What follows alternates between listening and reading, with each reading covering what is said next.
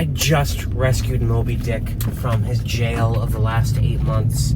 That's my Oru foldable kayak. We finally have a nice weekend day. It's about time, and I'm eager to get back on the water. Today's destination, the beautiful Twining Pond in Otis, Massachusetts. This place is phenomenal. I came here once before, actually stayed the night here, but I have not unfolded my Oru kayak in way too long. You know, I got this because it folds up into its own briefcase, which is amazing because I can just transport it in my shower stall. But there is some science, some origami to this thing. There's an order in which you have to fold it together. I'm not sure I remember. Took about 3 minutes, not too bad. Boy, it feels good to be back on the water. Twining Pond is absolutely beautiful. I'm passing by a grove of what looks like pink lady slippers. I've never seen them growing out of the water like that. Some kind of orchid. Just beautiful.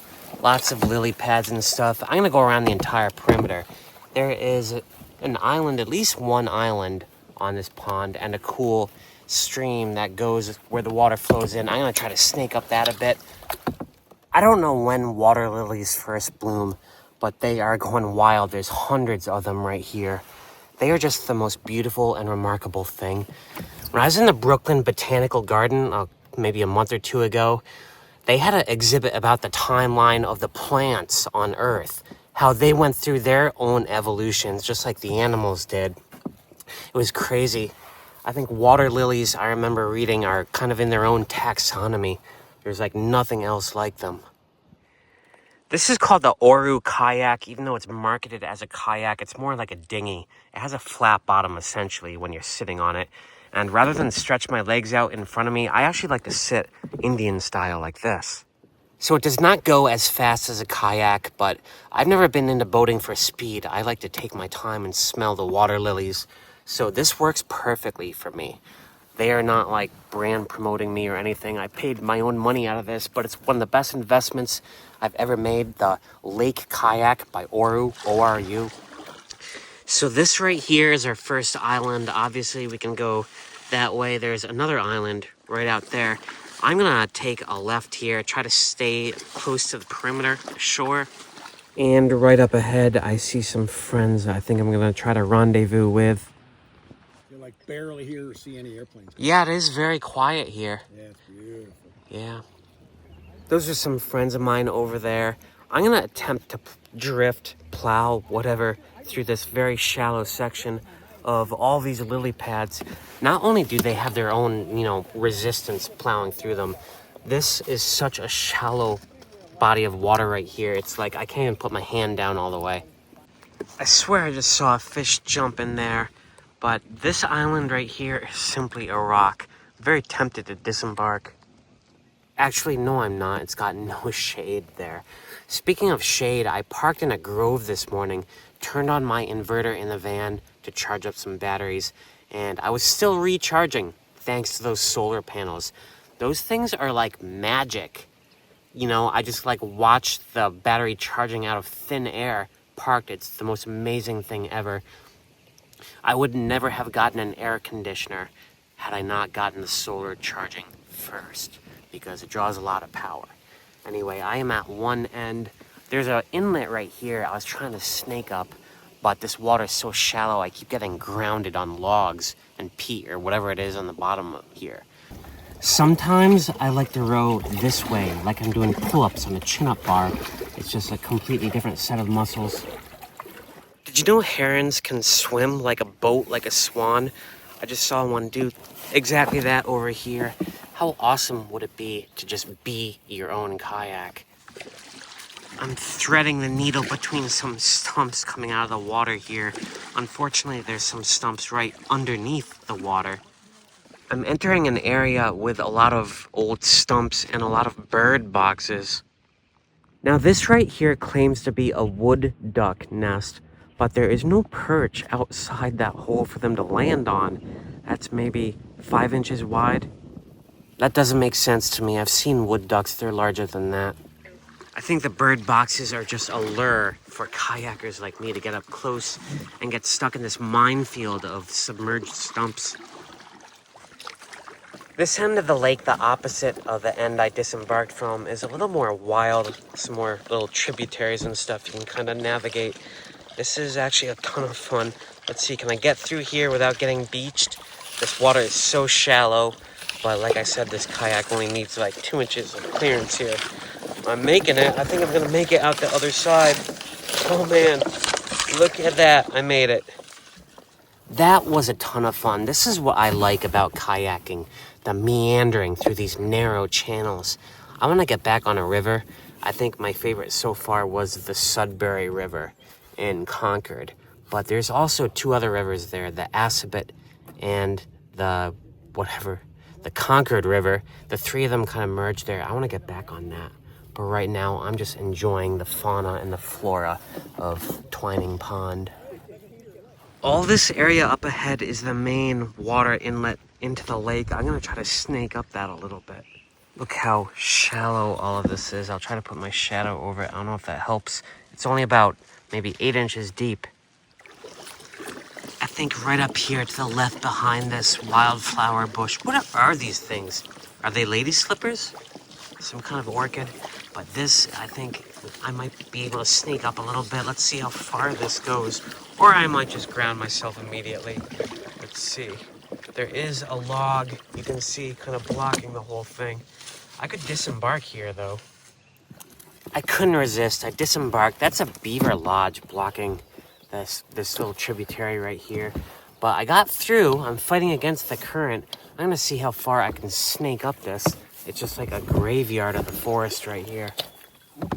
Yeah, just overturned tree after overturned tree. I can actually kind of pull my way through a lot of this. It's only a few inches deep, but the current here is noticeably strong. This is as far as I'm gonna make it in this little cove right here. Looks like it goes back a long ways, but it's pretty much just a swamp at this point. I keep getting beached. There's like 2 inches of water right here, but this is a beautiful private area. I miss being out in the water so bad. For my road trip in 2 weeks, I want to hit the water every single day in a different state every day, possibly. I did the entire perimeter of that beautiful lake. It's funny how there's all these Canada geese hanging out at one end and all these wood ducks hanging out at the other end. My shower stall right now is a mess. This is what I remember about Moby Dick. It gets so dirty and I don't have a contractor bag to put it in. I think I'm gonna bring him to Boston with me. I wanna go kayaking again. I will be driving to Boston tonight, but I've got some hours to kill. I wanna do some scenic drives. I'm leaving Twining Pond a different way than how I came in. I remember this being much more sketchy. By sketchy, I mean steep. Make sure your brakes are in good order before taking this road. I think it's called New State Forest Road. And it goes from pavement to dirt to dirtier to whatever this is. Before I take off for Boston, I have some unfinished business on my roof where I've spent like the majority of my life lately. I got some ratchet straps. I'm gonna attach 2 of them just to tie down this Pelican roof case to my roof rack. I know when I set this up, I did this whole bolting mechanism on the side because I didn't want to have to go through the extra step of undoing ratchets every time I want to get in and out. But after a conversation today about kayaks flying off of roofs, I've decided I'm going to take the extra step. These are simple enough. They don't lock or anything. They just kind of clamp on. Like everything else in life, it took me several iterations to figure out the optimal way for this. So I have it snaking through underneath and through that gap in the roof deck panel right there. And on this side, I take advantage of this little gap in the Orion roof deck.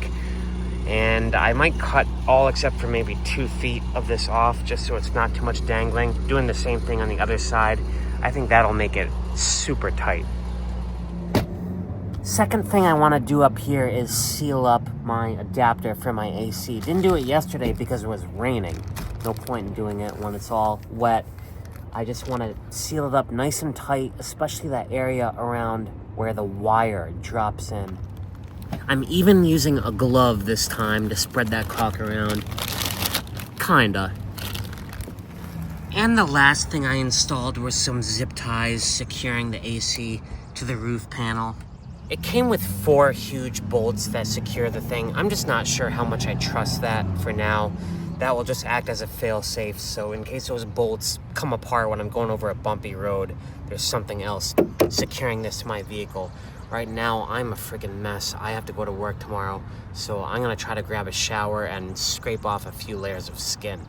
As I was showering, I noticed what appeared to be 3rd-degree burns over my legs. I forgot to put on sunscreen when I was on the water. Oh my god, my face is probably all red too. I'll notice it tomorrow. My skin feels like it's on fire. Oh well. I have to do my long cross-state drive tonight. About 3 hours to Boston. Gotta be in my office tomorrow. Oh man, I'm so tired and not looking forward to this. After I got that solar panels up and running, I experimented with letting it charge and doing my DC to DC charger, while driving at the same time. Discovered that I get like recharging on steroids. They like add together. But it's sad to see that drop when it's nighttime like this. I'm not kidding. Someone needs to invent a way to charge like a reverse solar panel that only charges at night, There must be some way to harness the power of the darkness.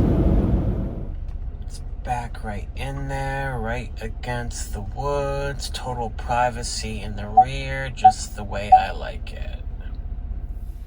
Does my face look red? Yeah, it's starting to.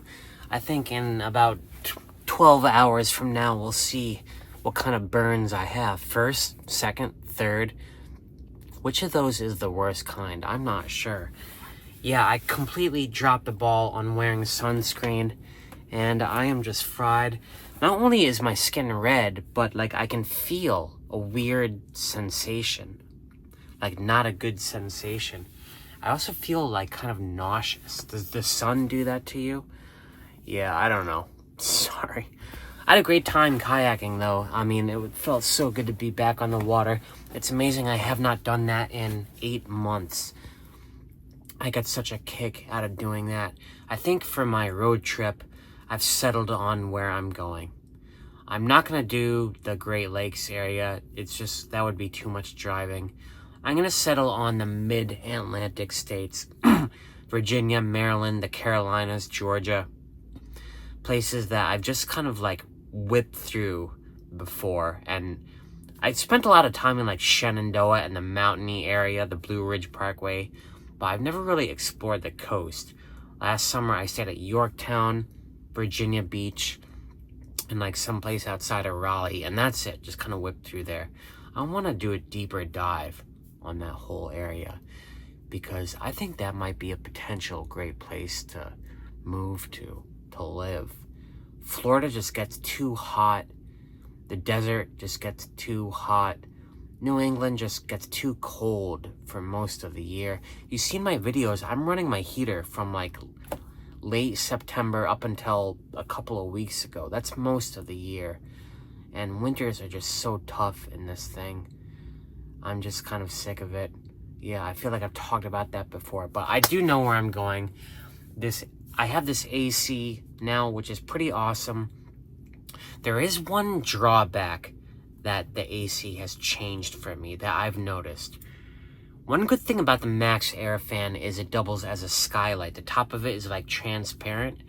I used to lay here and enjoy having the moonlight come through and illuminate like my living room area. Not anymore. It does have an LED light, but that's not the same as moonlight. I kind of miss that. I want to add another window in here, but not something off on the side, like where I'll lose privacy. I'm thinking about a skylight. I really have only one place where I could put it, between my 200-watt panel and my Pelican case in the rear of the van. I have like 1.5 feet of space. So I'm going to go on Amazon, see what kind of stuff they have available. That's a future project, but I definitely need to get more light in here. The theme of this whole spring has just been making this place more livable, more like a house and less like a cargo van, and just like improving the quality of my life. Anyway, I'm going to get to bed. Tomorrow's my big long in-office day in Boston. I'm just staying at a pay-per-use spot tonight, a convenient place, $12, which will pay for tonight and tomorrow. And then I don't know, I might stay in Boston for a few days. I feel like I say that every time I come here, and then I just end up blasting out. Yeah, I don't know. I'm gonna go to bed, guys. I'm so tired. It's after 11 already. Thanks for watching. Another beautiful day on the water. I love the Oru kayak. Peace out.